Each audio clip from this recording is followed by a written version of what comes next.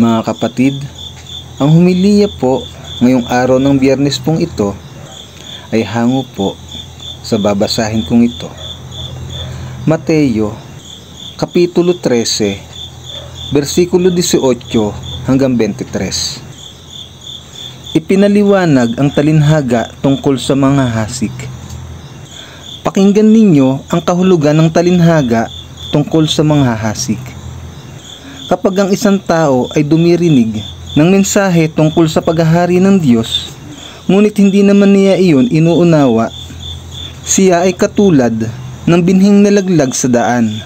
Dumarating ang masama at agad inaalis sa kanyang isip ang mensaheng kanyang napakinggan. Ang katulad naman ng binhing nalaglag sa mabatong lupa ay ang taong dumirinig ng mensahe. Kaagad at masaya niya itong tinanggap. Ngunit hindi tumimo ang mensahe sa kanyang puso. Sandali lamang itong nanatili.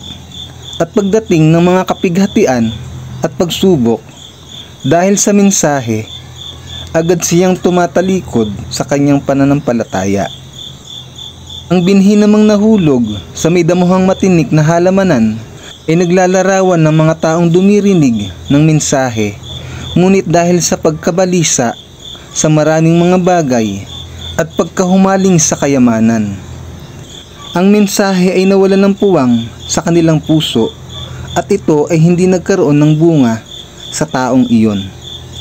At ang katulad naman ng binhing napahasik sa matabang lupa ay ang mga taong dumirinig at umuunawang mabuti sa mensahe. Kaya't ito ay namumunga ng sagana. May tig-100, may tig-60 at may tig-30.